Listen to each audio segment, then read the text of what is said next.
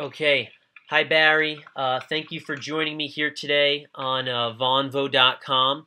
It's a pleasure to have you regarding the Israeli-Palestinian conflict and getting your opinion and perspective on this topic. I just wanted to go over a few quick things quickly. To start, just so you know, right now this video is being recorded, and after the discussion is over, we'll be posting this video to our Vonvo YouTube channel. Is that okay with you? That's excellent, very good, and I'll be more than happy to take it off that and put it on Facebook. Great. And then the only other thing that I just wanted to throw out there is that in case anyone else decides to join the conversation, at Vonvo, we want to keep our discussions, civil and valuable. We don't want there to be any personal attacks against anyone. Are you fine with agreeing to those rules? Absolutely, of course. All right, great. So let's get started then.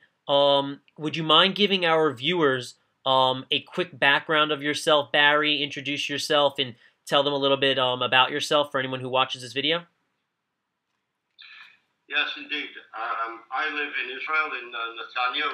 We mentioned that earlier. It's a smallish resort town on the Mediterranean coast between Tel Aviv and Haifa. I found myself becoming the founder of the Netanya Terror Victims Organization several years ago, when we had a series of very serious Palestinian terror attacks on our small town.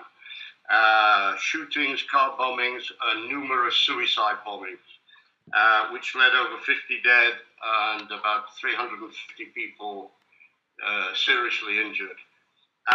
Let me just give you a little bit of background coming into that, even shortly afterwards. I was one of the enthusiasts, I have to admit, for the Oslo Accord, Camp David, and a two-state solution.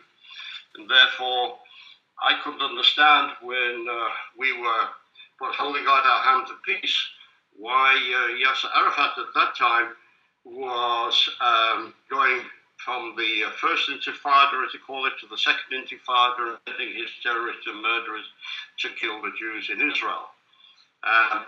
And it was after that that I began to do some research. And I began to listen to what he was telling his own people in Arabic. And what he tells his own people in Arabic, and it happens today, both with Mahmoud and the Palestinian authorities, of course, with Hamas, but Hamas says it in English. No. They give their true intention for what they want to do with Israel. They give their true intention of what a Palestinian state means to them when they're talking about their vision of a permanent solution, and it's not a two-state solution. I also found that the people who were speaking up for the Palestinians on this issue were either people who shared that vision of having a state in place of Israel instead of alongside Israel, or were misguided. And that brought me, for instance, to write the book here, Israel Reclaiming the Narrative. Great. Which actually put in perspective Palestinian statements, facts, historical facts, and usually the voices that speak in this book are either international diplomats, Palestinians, Arab leaders, very few Jewish voices. And I found myself writing and speaking to people initially saying, if we want to have peace with the Palestinians, as we do, let's get real. And I want the people who were supposed to be supporting the peace movement and putting Israel under pressure to actually look what was happening, because there was no pressure, or there is no pressure put on the Palestinians to become more pragmatic and more flexible, and for them to give the gestures required for a peaceful solution. That's basically where I am right now, with one addition, that I am what's called the special consultant on delegitimization issues to the what's called the Strategic Dialogue Center at Netanya Academic College. Right. And this is a think tank in academic circles about also studying what's going wrong with the peace process. Not just what's going on with the peace process. Why is this overwhelming pressure on Israel to the point of being obscene and grotesque and losing any sort of reality of facts on the ground, which we'll get into later in the debate. Right. So basically, was it just was it what got you so passionate about this issue? Was it the bombings which occurred in Netanya? Is that what really got you started and got you passionate about this conflict, or was it before that? It started before then, because as I said to you, I was one of those people who said, yeah, okay, bring Yasser Arafat from his exile in Tunis. When we were already developing what's called the autonomy process in Israel with the mayors of various towns in advance of giving their independence and everything, and we were persuaded to bring Arafat back, and he signed an agreement. You've noticed, called the interim agreement, which was signed on the White House lawn, in which he promised to give up violence, to seek peace with us in a non-violent form. And as soon as he came back, the day after virtually that he had signed this agreement on the White House law, he started the following intifada, the second intifada. It didn't begin in Netanya. I remember I was appalled when one evening 22 teenagers, Israeli teenagers, were blown up at a Tel Aviv disco on the beachfront by one of his terrorists. And this was after he had signed the peace agreement at the White House lawn. And as I said, this has brought me in to examine what really was the function of the Palestinians and what is their ultimate aim. If it was a two-state solution, we would have had it a long time ago. I'd like to also open the conversation, and I hope people like Mahmoud or other people will join us in this. I want to say one thing very clearly. There was, if I can paraphrase the Beatles, Max, Go ahead. All we are saying is we gave peace a chance. The Israelis and the people online can approve of this. The Israelis don't need conditioning for peace or even for a two-state solution. If there was a two-state solution, most of the Israelis the vast majority of the Israelis would vote for a two-state solution. You don't have to condition the Israeli prime ministers for a two-state solution or peace with the Palestinians. They all agree, even up to Bibi. The people that need conditioning for peace with Israel or peace in the area alongside Israel, two states living in peace and security, are the Palestinians. And that hasn't happened because the leaders are not conditioning their people for a two-state solution. Never have done. I'm not just talking about Hamas. I'm talking about the Palestinian Authority and Mahmoud Abbas. Right, so... Just check what they're telling their own people. Right, so, a lot of people come on this program, and recently some people have, said that the two-state solution is dead. Why has there been this sort of pessimism towards this idea of recently? Because, and this is going to be reflected in the upcoming Israeli elections, by the way. Because, as you know, we just came out of incidents where over the last few years, thousands of rockets being aimed at us from Gaza. We just had the operation in Gaza, where we absolutely had to do something about Palestinian rockets being fired into civilian areas over here. And I think the penny dropped with most of the Israelis. That when we're talking about a two-state solution, we're talking about a utopian dream, a wishful thinking. It's all very nice. But actually, you have to live your life based on real politics. And I think the majority of Israel seem to be waking up to the results of some of the writing that I've been writing about, but basically coming to their own reality. And they're saying, we do not have a peace partner.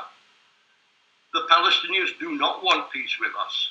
Mahmoud Abbas had rejected for 4 years to even sit with us to talk about it. And Mahmoud Abbas, who is supposed to be the moderate here, has said numerous times he will never accept the notion of a Jewish state, not in 1,000 years. Max, how do you make peace with somebody who doesn't recognize our existence, will not recognize it for 1,000 years? This isn't Hamas. This isn't the Muslim Brotherhood.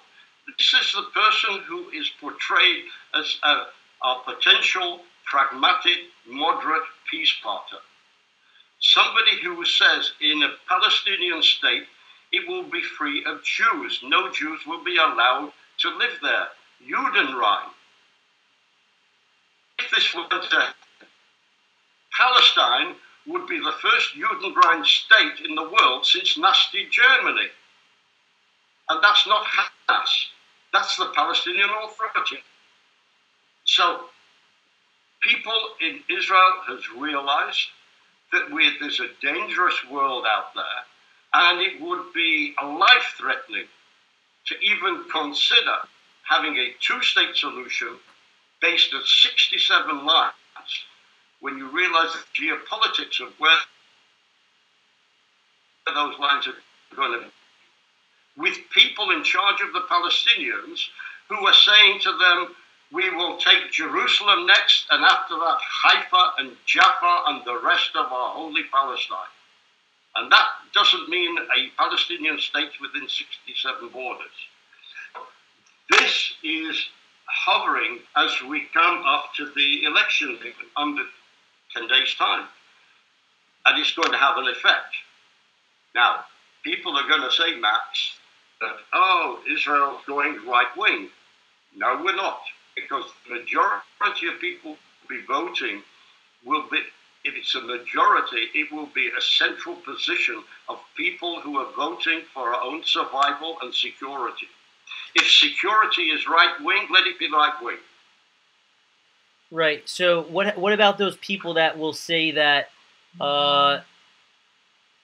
what about the people that will say that by going right-wing, you're going with, the party that's been totally for the building of settlements along the lines that you're considering would be part of those 1967 borders, and those settlements are just building further and further into those lands?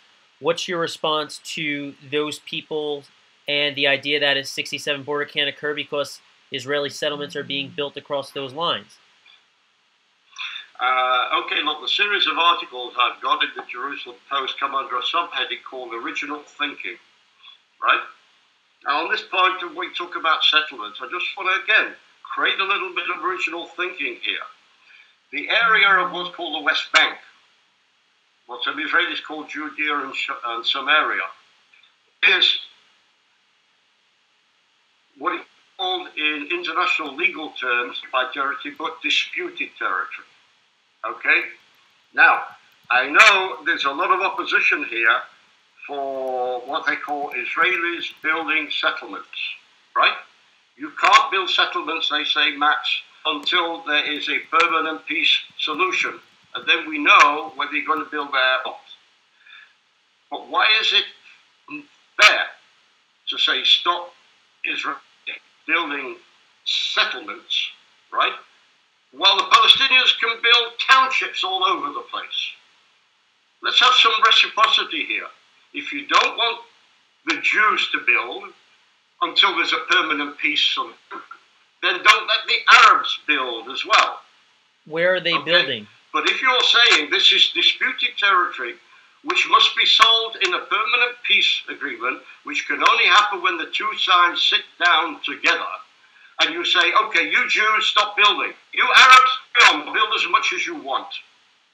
Is that fair? Especially in a situation where the Israeli Prime Minister, the Israeli government have said, please come and sit with us and negotiate without any preconditions. And the Palestinians have refused for 4 years to get in a negotiating room. They want to get their state unilaterally without only having any sitting down and getting a permanent agreement or even stage agreement with Israel. Now, Jimmy has come on and said he thinks that 50% of both people who are believing that a two-state solution and peace is according to the poll. I'd like to ask Jimmy where he sees those polls, because I want to tell you, the numbers are down in Israel. About a year ago, you were right, there were about 70% or just over 74% of Israelis in the poll that were ready for a two-state solution. That's a majority. It's the latest poll I saw about 8 days ago. It was down to about 54%, which is still a majority. On the other hand, you show me any poll of the Palestinian Arabs, I can tell you, latest poll, I haven't got the paper here, Jimmy, but you know, if you get on Facebook and send me a private message or whatever, I'll send you it. 70% of the Palestinians polled in a Palestinian poll said they want a solution that does not include Israel. 70% of Palestinian Arabs in a poll said they would prefer a solution that does not include Israel. Which comes back to the point I made before. All we are saying is we gave peace a chance, and we do not have a peace partner on the other side. I want to come on to another issue here. I was one also years ago who thought, you know, let's have a two-state solution based on what's called 1967 lines. You've heard about that. I don't believe a lot of people really realize, and in fact I want to tell you, a lot of Israelis don't even think the consequences of that and where these lines really are. If I could take the camera over here and just point it out to the window over here, you will see the lights of Tulkarem and Nablus and Sheba, these places, out of the window over here, which is about 8 miles from my home. So when you're talking about 67 borders, fine, we'll give them Tulkarem. That's great. They will be, if they get what they want, which would be East Jerusalem as a capital. Why they need a capital in East Jerusalem, I have no idea. They already have a capital in Ramallah. They probably have another one in Gaza as well. But okay, so we have a peace agreement. And then everybody celebrates all over the world. Peace has descended on the Middle East. The Palestinians can get on with their lives. What do you think is going to happen within Palestinian society when they have their next election? Which is long overdue, because the last election wasn't until 2005. Matt, and those listening, here, read my lips. Any future Palestinian election would elect overwhelmingly a Hamas government. 74% of the population. So you are going to have, with this wonderful two-state solution, a Hamas-led Palestinian government on the border here in the center of Israel, just 8 miles from the coast, within the streets of Jerusalem. I had another article which was called Palestinian Flags Flying Over Jerusalem. We have seen demonstrations, people with machine guns marching through Shechem and Hebron and places like that, chanting, they're going to start with Jerusalem and then Haifa and then Jaffa.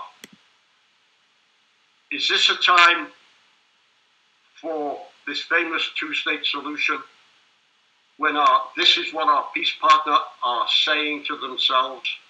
Right. Barry, I think it's a very dangerous situation. Right. So Barry, Mahmoud is has just joined us, which is great because we want to hear. Hi. We'd love to hear you know, his opposing viewpoint. Mahmoud is located in Jordan, and his family is Palestinian. Mahmoud, did anything that Barry say strike you that you wanted to respond to?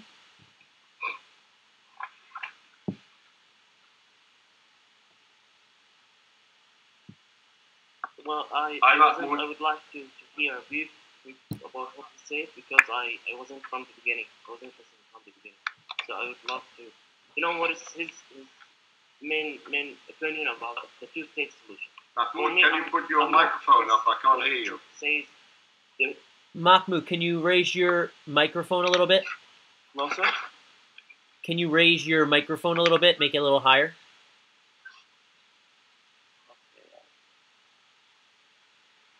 Is that good? Yeah. That's better. Yeah.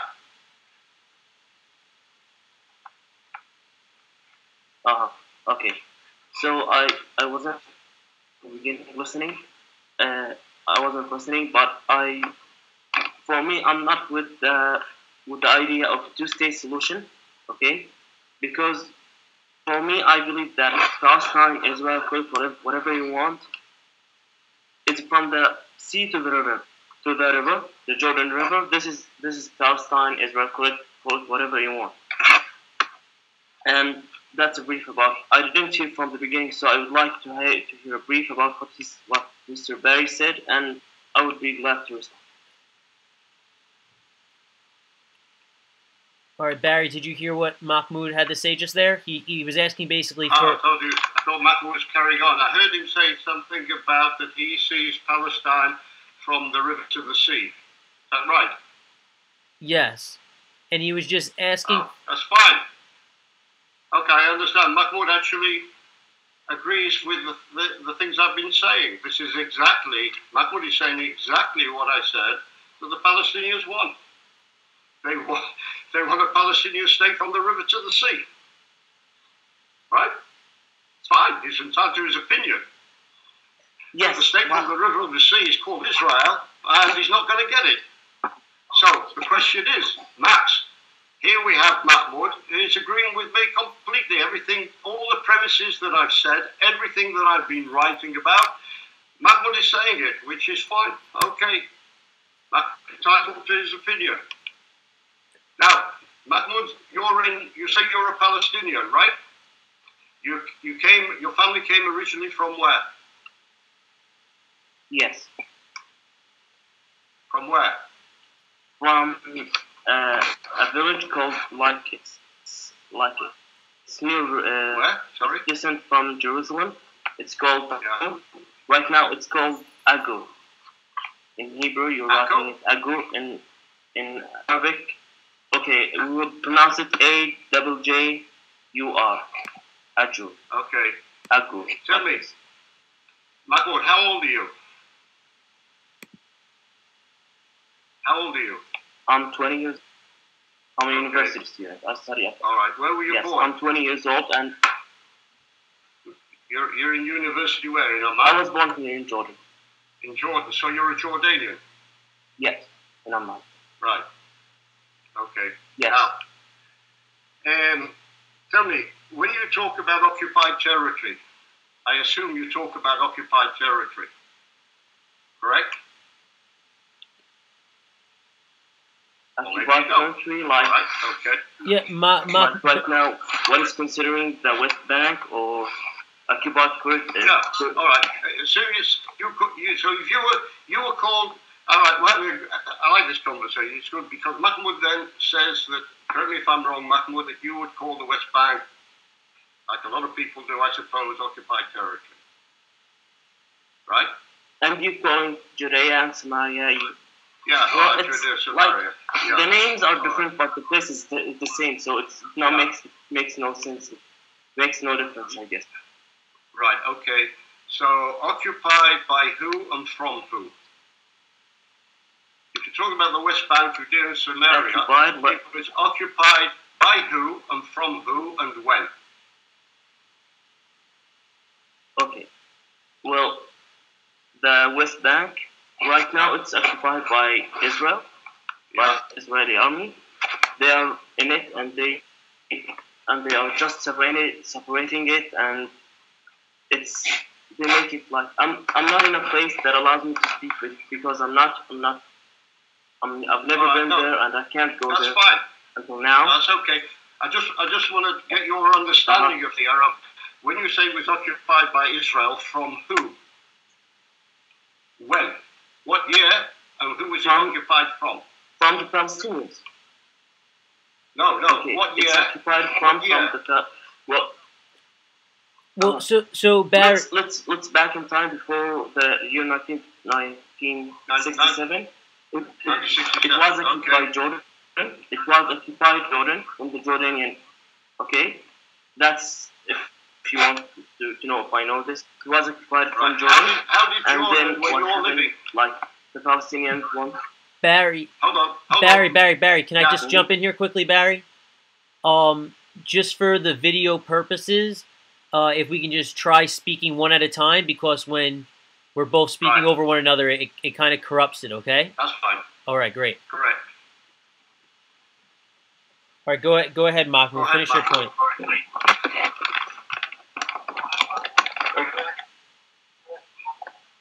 Okay, if you want, like what you said, it was occupied by who? It was occupied by the Israelis. Occupied the West Bank from Jordan, if that's what you're asking, and then that's what is now what now is like. What should I tell you more? It was occupied by Israelis from the Jordanians. Okay. How did Jordan come to occupy the West Bank, or Judea and Samaria?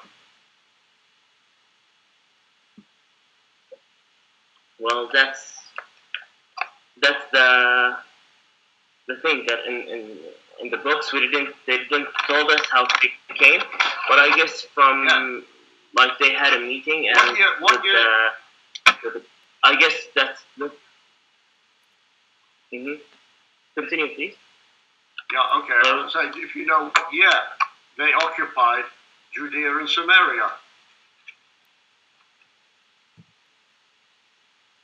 When did Jordan occupy Judea and Samaria, what we call the West Bank? But allow me to answer. Allow me to answer. Actually, I don't know. Okay. I'll tell you when they did it. They did it in 1948.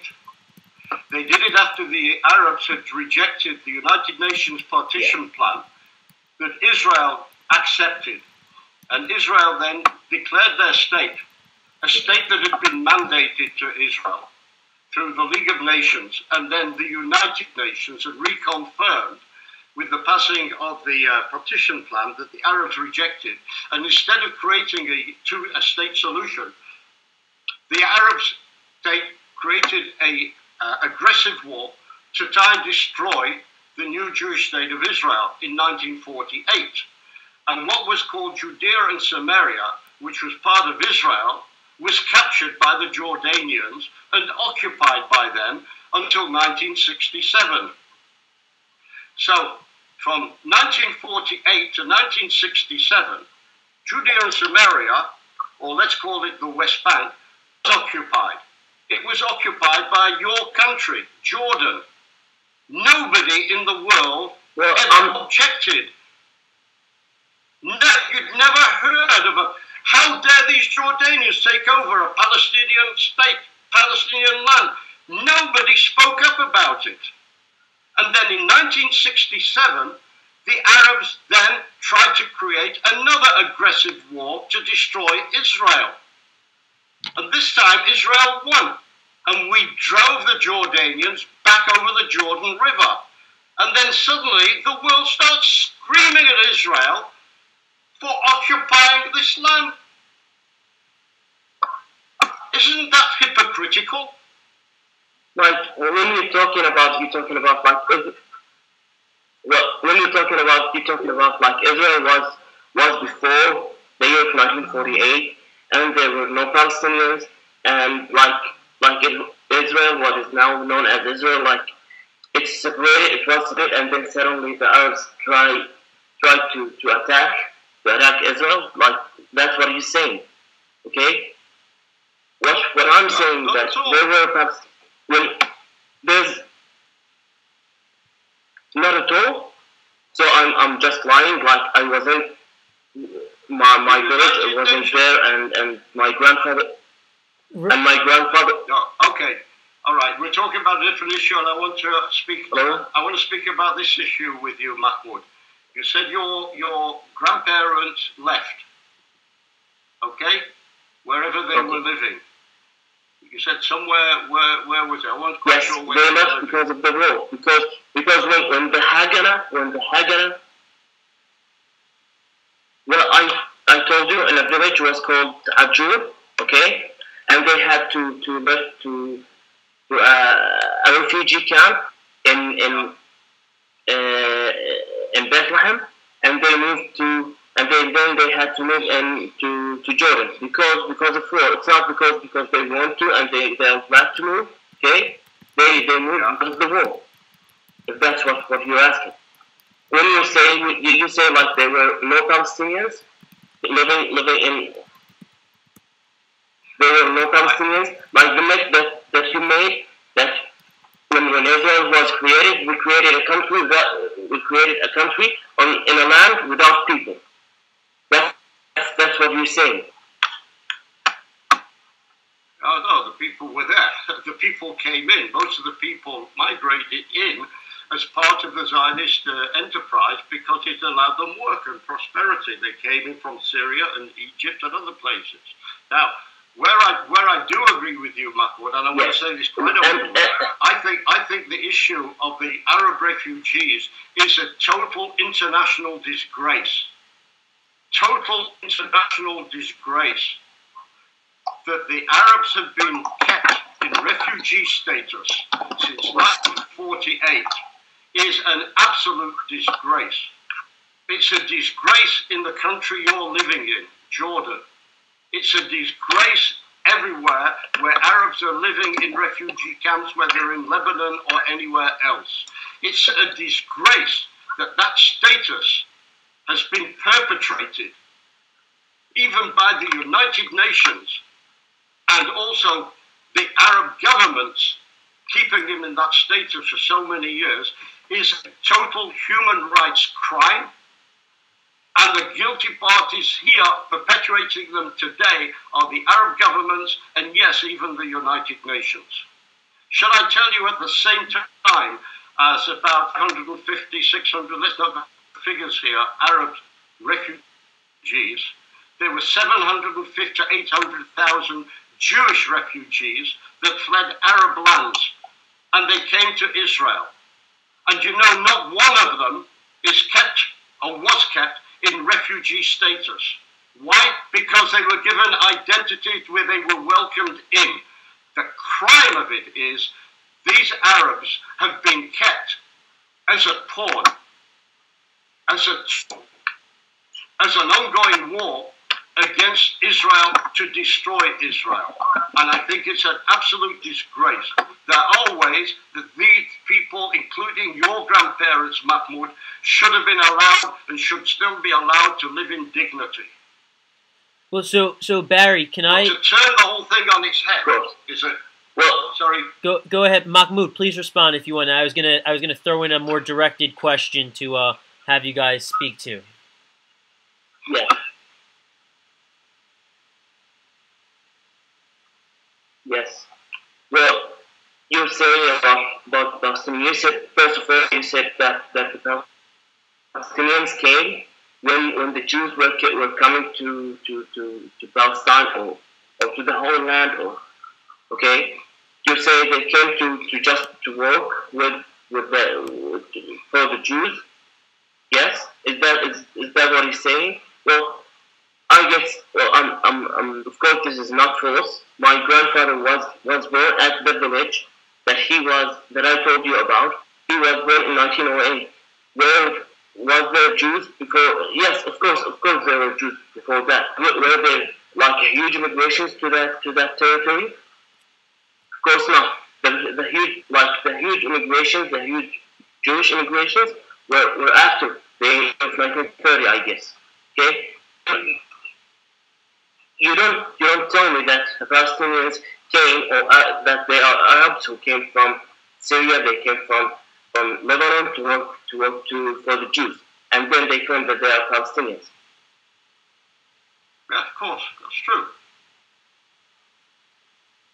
Mahmoud, if you send me a message by Facebook, I will also send you a video recording of one of the Hamas leaders in Gaza today, who said, because he was trying to appeal to the Egyptian government, he said in his words, we all know that most Palestinians are Egyptian because we came from Egypt. I'll send you the video. What is this? I'll send you the video. You should be aware of what can you send it to? Arabs came not at the time of the creation of the State of Israel, but even before, in about the 1900s, 1910 and 1920, they migrated into the area, because then when we became mandated to be the national home of the Jewish people according to the British mandate, they began to flood into the area to find work and employment, and they were very welcome to here and to stay. Now, the other thing I want to ask you, Mahmoud, is do you think that going back to 48... I'm sorry.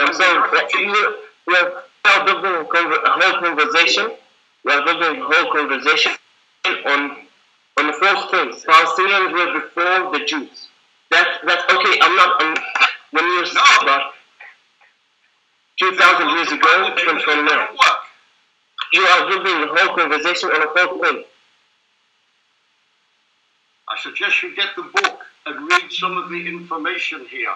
The other thing I want to ask you is that do you think if Israel reclaiming the narrative, which is full of information and facts, not Jewish facts, but I'll give you some examples. I asked you a question, Mahmoud. Do you think the Arab leaders were at all responsible and guilty for creating the refugee crisis in 1948? Hey, or was it Philippe.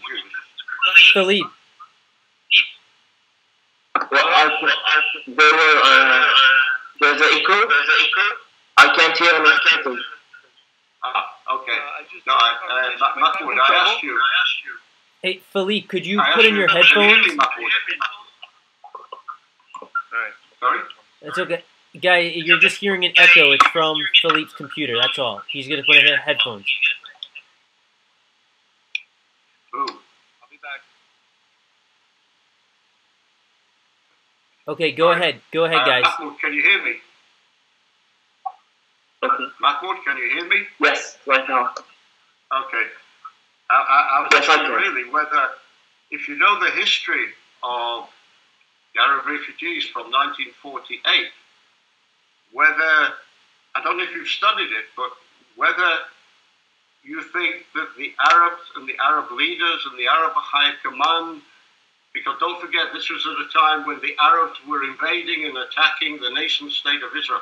Do you think that the Arab leaders had any responsibility with the refugee crisis in 1948? Of course, yes. I believe that. Okay. They are the main responsible. Both parties, the Israelis and the Arab leaders, like Jordan, like Syria, like Iraq, like Egypt, mainly Egypt. They are the main responsible people for the crisis of the refugees. The reason that we get out from our land, from a land that I deserve to be in. And that's it. Both parties, the Israelis and the Arabs. You were born in Jordan. No, I deserve,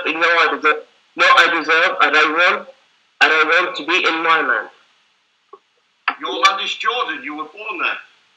Can I ask? Yes, I live in Jordan, but because I'm forced to be in Jordan. Right. Are you a citizen of Jordan? Who's asking? Are you a citizen in Jordan? Yeah. Do you have Jordanian citizenship? You're studying at the university in Jordan, correct? Yes, I have. So you are a Jordanian? Yeah. Yes. Fine. Very good. Philippe, Yes, I'm Jordanian, but I'm a Palestinian. Originally, I'm a Palestinian. Like most of the Israelis, most of the Jews do have two nationalities. Some of them they don't want to have an Israeli nationality, and some of them they do have more like Israeli nationality and another nationality. Okay, that's that's the thing. I want to have to Mahmoud. an identity. I want to be to be belong to the land that I. Yes, you can. Max, can I talk? yeah, of course. Philippe, go ahead. Go ahead. So first of all, hi everybody. Hello Barry. Hello Mahmoud. Hi Max. I want to start off just if you don't know me, I am entirely for Palestinian self-determination. I'm also for Jewish self-determination because I think ultimately both people need to live side by side and have their own countries. But I take issue just for historical purposes to create the proper context. I think peace will only come if there's an accurate assessment of the facts. And you keep saying, my land, it's my land. Why is it your land? What do you mean by my land? Mahmoud. My land, I mean the land between, I mean the land between Mediterranean Sea and the Jordan River. That's the land that I mean. I mean a whole united land, not a divided land. So like a 20% for Palestinians and 80% for. I'm not asking you about your Okay. political formula. I'm not. You're probably for a one-state solution, which means another Arab country. I'm asking you why you claim when you say it's my land, you say it as if it's obvious. Why is it your land? Why, when you say it's my land, it's my land? Why do you consider it Palestinian land? Historically, what gives you the right to say that?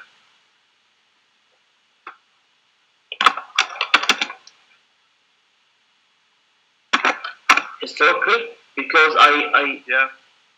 because my grandfather was there, because my father was born there also, okay, and because my ancestors were there. That's the main thing that made me claim that I deserve to be in this land.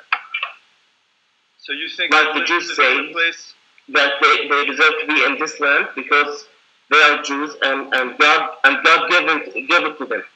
No, that's not true. I don't think Jews. First of all, Jews are saying that your voice is cutting. Sorry. Philippe, just speak. Problems with my Yeah, just speak a little slower, and guys, just speak one at a time so that doesn't. I'm sorry, but your voice is cutting. I can't hear you. Go ahead. I'm going to try. I'm going to try to fix it. I don't agree with your assessment. Jews do not say, first of all, that they want to be in that land. They want a part of that land. And they don't say it's because of God. I'm a Jew, I'm a Zionist, I'm Israeli. Okay. We have, every historical reason to make that our home. That's where we come from. That's where our language comes from. That's where our religion comes from. We had a kingdom there for 1,500 years. We have an uninterrupted presence. That's where everything in our history comes from. You speak about 3 generations of your ancestors. I have many generations of my ancestors from Morocco. That doesn't give me a claim as a Jew over Morocco sovereignly. When you talk to people, you're implying that Israel was Palestine in terms of a nation state. That's just not true. Before the Jews were there, the British were there. Before the British were there, the Turks were there for 500 years. Before the Turks were there, the Egyptians were there. There's never been a time in human history where the Palestinians have controlled that land. Ever. So when you say it's my land, that's you imposing that and superimposing that on history. It's not. Okay. It could have been your land. I agree. I agree with you. There's another complication, Philippe, here. I don't know if you heard the conversation with Mahmoud earlier, that, for instance, Mahmoud's grandparents fled part of what was, if I understand you correctly, Mahmoud, what may be considered Judea, Samaria, or the West Bank. We won't get on it. Where I agree with you, Philippe, when you talked about let's talk Catholics, let's talk facts. When Mahmoud's grandparents fled the area in 1948, that was when the invading Arab armies, including the Jordanian army, came in and the West Bank, or Judea and Samaria, where Mahmoud's family came from, was occupied by the Jordanians till 1967. I didn't hear his parents or grandparents, then protest that his land had been occupied by the Jordanians. He was, in fact, in Jordan. Okay? You with me so far? And then in 1967, as you and I know, despite the message that I got here from Ruin said it was conquered in 1967 by Israel in a preemptive strike. We all know, if Ruin is being factually honest here, that Arab states, Egypt, Jordan, and Syria ganged up to attack Israel, right? It's worse than that. Israel was quick on the mark this time, and we regained the land, the West Bank, and we drove back the Jordanians over the Jordan River. I'd like to add and something. And it was only then that people like Mahmoud start protesting. So what about the occupation of Mahmoud's grandparents when it was Jordan? He never argued the fact that he wanted to be Jordanian. It was that Jordan was occupying Palestine. Right. Philippe, what did you want to add? Go ahead. Well, two nuances. First of all, people are have always said, oh, Israel started the Six-Day War. Even if you want, out of bad faith, to believe that Israel started against Egypt, Jordan shelled the civilian parts of Jerusalem first. Nobody's even disputing that. So Jordan started. Now, the second thing is everybody's going on about how terrible occupation is. So now all of a sudden, occupation is the worst thing in the world. The Arabs who live in Israel arrived there, even the first ones, to occupation. The Arab presence in Israel is the result of an imperial occupation. The Israeli presence on the West Bank is the result of a defensive war. All of a sudden now, a defensive war becomes the worst crime in the world.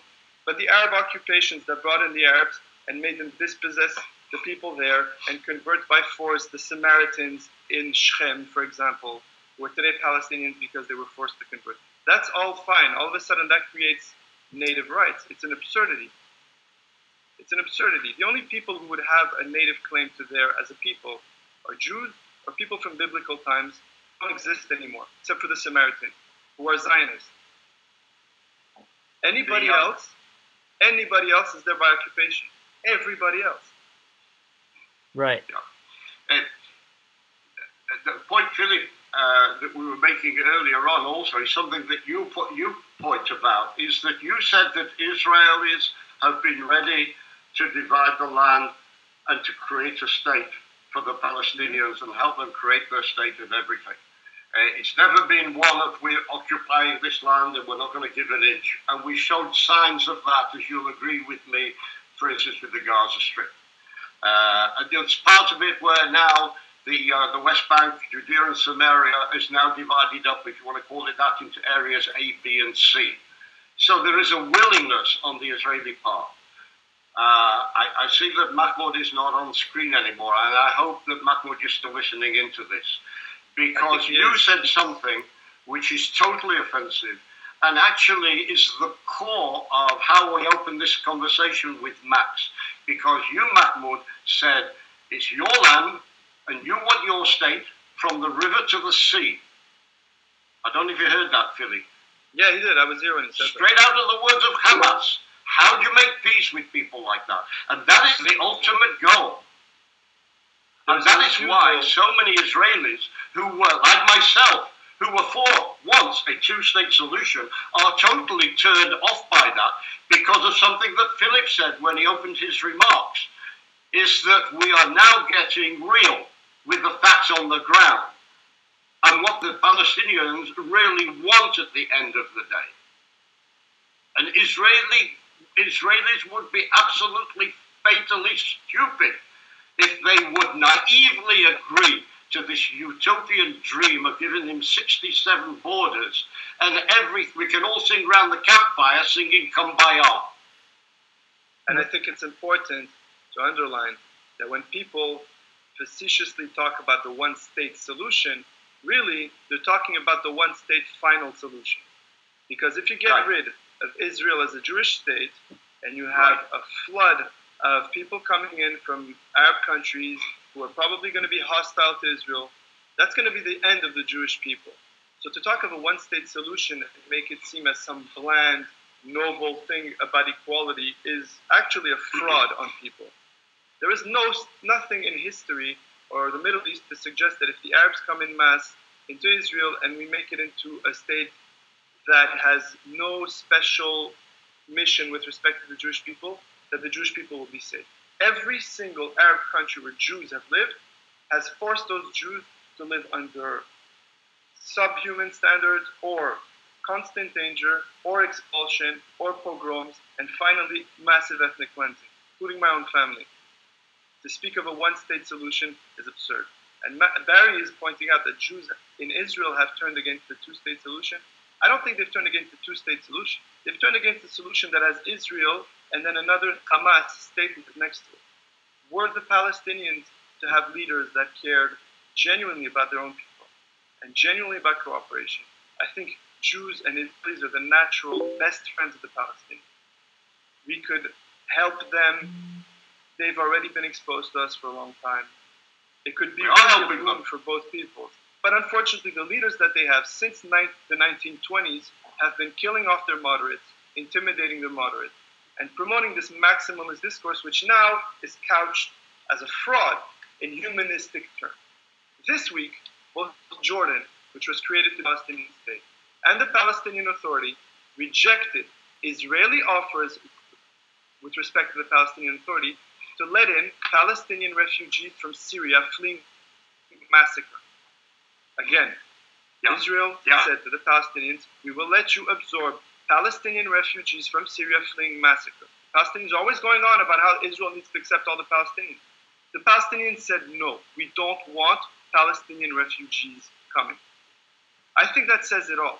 It is not about humanitarian purposes. It has nothing to do with rights. It has nothing to do with refugees or compassion. Those are things that the Palestinian leadership exploits. Philippe, what do you think it has to do with, like, you know, stating those different items that you just brought up? What then do you think it comes down to? I think it's a fig leaf for jihad. I think the leaders are cravenly abusing people's compassion, using the language of rights when they stand for the opposite of rights to demonize Israel.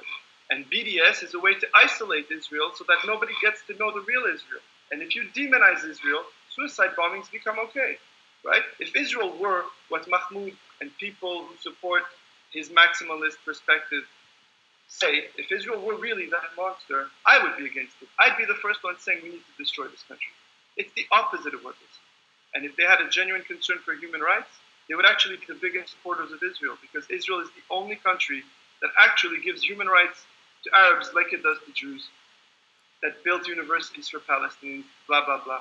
I encourage everybody to go look at the stats. The increases in the quality of life for Palestinians from 1967 to 1994. 1994 is when Israel withdrew and started giving control to Palestinians over their own lives in the West Bank and Gaza. From 1967 to 1994, the child mortality rate went down dramatically. The literacy rate exploded. The life expectancy went up. Universities were built. I mean, the quality of life of the Palestinians increased dramatically. It could have been better, perhaps. A lot of things could have been better. But from 1994 to now, the progress has not been at all the same, and it has reduced under Palestinian leadership. If Palestinian propagandists like Mahmoud were actually concerned with Palestinian people, they would not criticize Israel. They would tell their countries to emulate what Israel is doing. When I will see a Supreme Court judge in any Arab country who is a Palestinian and who can put the leader of the country in jail, like happened in Israel, one of the judges in the Israeli court system was a Palestinian Arab, and he sent the president of Israel to jail for rape. When I will see that in an Arab country, they can dictate or preach to us about human rights. Until then, it is a fig leaf for a continued jihad. That's all it is. It is a fraud on well-meaning people. Philippe, do you think though that there's you know, you bring up that one case which has been brought up before, but do you think that there's not enough consistency you know, amongst you know, bringing different Israelis to justice? Like you basically have people who come onto Vonvo and talk about how if let's say an Israeli child and a Palestinian child get into a fight, I mean, the odds of that Israeli child getting the same repercussions as that Palestinian child because, and people will tie it to because it's a Jewish state. Do you think that there's inconsistencies in, the Israeli justice system? Okay, I'll answer your question. Those are two different questions. The first part is an absolute abject lie. It is part of this thing to demonize Israel, to portray it as racist, when in fact, you're not a Jew who buys land in the Palestinian Authority. The seller of that land gets killed for selling to a Jew. Terrorists are glorified. I mean, people who go and blow up buses full of school children and shoot school children in the head on purpose are glorified by the Palestinians. They name schools after them. They name day camps after them. They have TV shows encouraging them to kill. To claim that it's Israel that lets Jewish kids get away with attacking Palestinians is an insult to anybody with any intelligence. They are making fun of people. They are literally fooling you. Now, that said, any justice system has problems. Israel's justice system, I'm sure, has gaps in it, just like Canada's, which I know intimately, just like the U.S., where I have worked as a lawyer. Any reputable system of law has gaps and holes in it. Israel is among the best in the world, but it's not perfect. But I think, if anything, people who attack Palestinians on nationalist grounds are dealt with more harshly if they're Jewish than Palestinians in Israel attacking Jews. I'm not talking about terrorism here. I'm talking about vandalism, intimidation, etc. Israel is extremely, extremely focused on its image because the lies about it for the last 20 years have tied its hands together, which is why they continue lying. It actually works.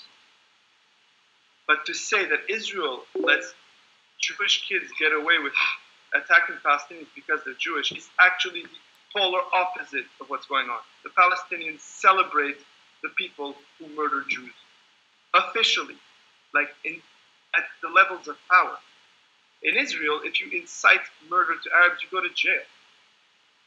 Right. So I mean, we were Barry. Did you have anything to add on top of that? Otherwise, I would push. Yeah, a couple of things. First, Philip, where are you speaking to us from?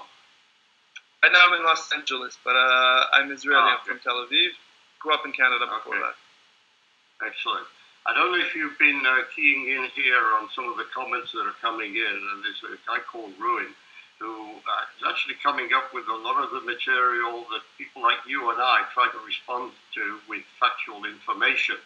But it didn't seem to prevent people making the most outrageous claims against Israel. For instance, what Ruin is saying here, you may want to comment on this. I don't you see Jews and Israelis are humiliating, killing, wounding Palestinians daily, stealing their water as we speak, right? So when you tell him that, in fact, I don't know, considering that Israel provides the Palestinians with the water systems and water and electricity, I'm not sure how we can steal something that we're providing them. He says, well, we're stealing from their wells. Well, so Barry, just like one quick thing that I would bring up is, like, I mean, obviously we don't know the specific circumstances, but it kind of, at least at the time, I think it was 2 weeks ago, played into what, pro-Palestinians would argue. It was like 2 weeks ago, and we were going to have an Israeli named Rafi and a Palestinian named Omar, get in a discussion with one another. And basically, Rafi was in Jerusalem. He's actually an immigrant from America, and, his internet was just perfectly fine. And, you had Omar, who wasn't able to get into the conversation because he gave me the warning that, because of Israel, in his opinion, his internet is always, going in and out and is never working. So it was highly possible that he wasn't going to be able to participate, and then he wasn't able to participate. So, I mean, obviously we don't know. We don't know what the specific circumstances of why that didn't work. But I mean, when for example, when people say that Israel supplies them with electricity and whatnot, and then certain instances like that happen, do you think that there's any sort of blame to be assigned to the Israeli government for maybe not providing them with the resources necessary? Yeah, go ahead, Philippe. Can I say something? Yeah.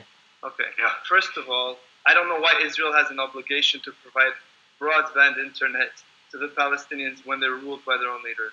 Second of all, this technique of getting to interviews late, of complaining about every single infrastructure thing, is actually something they do all the time. If you go with any journalist to Ramallah, the person you're going to meet to interview, any Palestinian official, anybody related to the Palestinian cause, is going to get there late and blame checkpoints. It's just the little things they do. People don't ask questions in this age. People don't read enough, and slogans have more of an impact than anything. So now, if I have an echo in my computer, I could totally blame the Palestinians. I could say, listen, I'm in Israel. I could lie. I could say I'm in Israel, and because of security measures, they have to monitor everything because people are trying to kill my children. So because of the Palestinians, there's an echo in my computer. Because also I have to pay taxes and I can't afford a better mic. Let's go to what Barry said about water and electricity. Let's put numbers on it, okay? They're like Goebbels, like the Goebbels or however you pronounce the German, the Nazi propaganda minister. He said if you repeat a lie often enough, people will believe it. And that's what they do. Let's put numbers on it.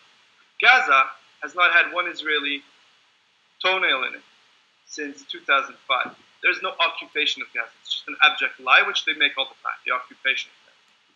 However, the only thing that stayed that was Israeli, apart from greenhouses we gave them, which they destroyed, is the fact that we're providing them with electricity, water, and food all the time. While they're firing at us, Israel's providing them with electricity and water that I pay as an Israeli taxpayer, so I'm still paying my taxes. I'm not a resident here yet. As an Israeli taxpayer, I'm paying for Palestinians in Gaza to have water and electricity for free. And trust me, the electricity bill in Tel Aviv is abominable. I had a small apartment and I was paying about $200 a month for 3 people, including 1 child. The Palestinian Authority in the West Bank owes Israel over 800 million shekels in electricity that they have not paid. I'll repeat that. 800 million shekels. The result is Israeli taxpayers have had their electricity bill increased by 15% or more in 1 year. Right. To come here and say Israel's stealing the Palestinians' water and electricity, first of all, it's not theirs. There's never been a Palestine. If it becomes Palestine, it's part of an agreement that Israel creates. The Palestinian sovereignty over the cities that they have in the West Bank now is the first time in human history that Palestinians have sovereignty over that land. So first of all, to say that it's their water and electricity is a flat-out lie. Under international law, Israel is totally entitled to control part of that land as a defensive acquisition. Under Security Council Resolution 242, Israel is to withdraw from not all of that land in exchange for peace. Right. In exchange for peace. There's no peace, there's no withdrawal. They don't want peace. They refuse to have peace in exchange for Palestinian state 3 times in the last 12 years. Then then it's not their land. You can't have your cake and eat it too. You can't say, no, I don't want a state, I want to keep fighting with you, but this is my water you owe. In any case, Israel is owed over 800 million shekels of electricity money that they've provided to the Palestinians and have not been paid for. And if you look at camera.org, there's extensive studies about water and how Israel is going way beyond the call of duty, which is what they signed in agreements with the Palestinians, in terms of what they have to provide in water. It's a lie. You're being lied to. You're being manipulated like a car salesman. It's a fraud. Palestinians who actually care about the Palestinians are being intimidated. They're being shut up. They're being beaten up. Like, for example, Fayyad, I don't agree with everything he says, but I think he actually has the Palestinians' interest at heart. That's why they want to get rid of him. There's the guy Nusaybi, who got beaten up a number of times because he actually recognizes facts, recognizes our history there, and wants to compromise. So he gets beaten up and threatened with death. I write about Palestinian dissidents and Arab dissidents all the time. And everybody I've interviewed who actually says things like, it's the Arabs who are hurting us, and we want democracy, and enough of this propaganda that's turning our attention away, they get threatened or killed. And so you have people like Mahmoud who've learned nice makeup and ornamentation on really what is jihadist fascist talk. Like Jews alone in the whole world are not entitled to a state. We need a 23rd state. That's what the world needs now. A 23rd Arab state in Israel. Not the one Jewish state that is producing medicine and democracy and supermodel. No. We need another 23rd Arab state that's going to be controlled by Hamas. Because they are allowed by the West to not ever do any introspection. They use this language of rights and the West supports them. And instead of helping them by addressing their fanatics, which are hurting them more than they're hurting us, the West encourages them. Oh, refugees. I heard the word refugee, so now I'm sad. Yeah. I heard the word rights, so now I'm sad. And so they exploit that. Right. Go ahead, The only Barry. country The point in the that I world. make, hold on, Philip. The point that I make is, look, I don't even want to address the extremists, the fanatics, the Islamists, and people like that. But I think the people who have been utterly responsible for lack of progress and any peace agreement with the Palestinians, despite all the willingness of the Israelis have shown over the decades, have been the international community, the European unions or whatever, who constantly put pressure on Israel and have never made any of their money or anything conditional on the Palestinians to become more pragmatic. Never. They have never addressed the incitement that's going on within the Palestinian authorities a drug addict. by the leadership. Right? And as long as the Palestinian Authority, notice I'm not talking Hamas here. I'm not talking about the Islamists and the Muslim Brotherhood. I'm talking about the people that the world portray as their moderate so-called peace partner. I would ask the people listening us tonight, to go to Itamar Marcus's Palestine Media Watch and subscribe to that. And you will be outraged by the daily incitement from the Palestinian leadership in the media, in their schools, in their mosques, in their official declarations, which say what they really intend for Israel. And the European Union seem to be blithely ignorant of this at all. The pressure is on Israel all the time. If somebody wants to build houses somewhere in Ma'ale Adumim or in Jerusalem, it's an international outrage. But incitement to genocide by the Palestinians gets a free pass. Let's develop this a little, if I may. Max? Yeah, go ahead. Can I stay on the topic? Yeah. Go ahead. So Barry's absolutely right. Let's reduce it to actually key elements. The Palestinians are being funded by the West and agencies such as UNRWA. Okay? They have been deprived of the need for self-sufficiency, like the ultra-Orthodox in Israel. This obviously creates dysfunctionality in a society. They don't need to rely on themselves. They get funded by the West, and so they can direct all their energies and money to this war, which enables extremists to come to power. It's like having a drug addict. Imagine I'm addicted to some kind of drug and blaming everybody for my problem. Drug addicts do. Everybody else for their problems. They don't look inside. That's why they're on drugs, to avoid reality. So here, jihad or fighting Israel is their drug, and they're getting money from their irresponsible parents, in this case the West. They have no incentive to stop fighting and killing. The people in power benefit from it. They're getting funded from the West. Every time Israel attacks them and blows up some warehouses with missiles, they get money for renovation. They have nothing pushing them to look inside, to do some introspection and be accountable. And accountability is the root of any decent political system. They cannot have a state if they're not accountable for their own mistakes. And the world goes its way to excuse their mistakes and blame them on it. If you do that to a drug addict, he's going to die. What you need is an intervention. Face him with his own decision. You chose in 1948 to attack Israel, Holocaust survivors, instead of building your first state in history. You chose in 1967 and 68 to reject Israeli offers of peace, to fight again. You rejected in 2000 and 2001 Israeli offers of a state on almost 100% of your demands, even though you lost the war. You rejected in 2007 an offer by Ehud Olmert, who offered you basically 100% of what you want. At one point, the world has to turn to the Palestinians and say, we're going to stop treating you like incapable children. If you want a state, you have to act like an adult. Why are you making all these mistakes? Why are you consistently choosing war and terrorism? I wouldn't even dignify it with the term war, because they're attacking little children in school. Why are you consistently choosing terrorism over peace? They could have had their state yesterday, literally. Why? Why do they keep choosing war over peace? And why is the world enabling them? I think the answer is because they managed to defraud people with words that they've destroyed. They accuse us of genocide. When we're the victims of a genocide, they support it. They accuse us of ethnic cleansing. When every time Israel does something for peace, the first condition is that it ethnically cleanse every Jew out of the land it withdraws from. They accuse us of racism when they are the most, if you look at the Palestinian media, it's the most racist thing ever. on the air. It is an abomination. West, it would lead to massive loss. And they accuse us of all these things, and they have the world confused, and there's a lot of oil money behind it. It's a well-organized campaign. A Palestinian activist in Denmark and a Palestinian activist at Irvine will say the exact same thing in the exact same way. They're being trained by somebody to lie and defraud the world. And the Palestinians who actually care about Palestinians are getting intimidated, they're getting shut out, they're being called traitors. I just posted a link to an article, an interview I did with one of the leaders of the democratic movement in Jordan. He's Palestinian.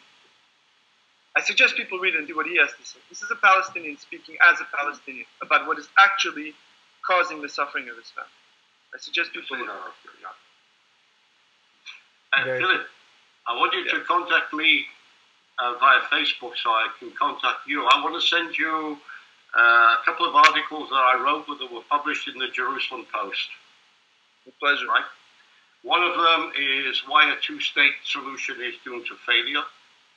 And it's not because of lack of will by the Israelis. We started out with this match at the beginning, but probably Philip and some of the people online here haven't heard about this. But it's basically what Philip has expressed and what I've been saying as well. It really starts and finishes on the Palestinian side. And what we're facing now as we come into the next elections in less than 10 days is Israelis have woken up to the fact that in fact all the nonsense about this two-state solution, 67 lines, we'd have a wonderful peace arrangement with the Palestinians.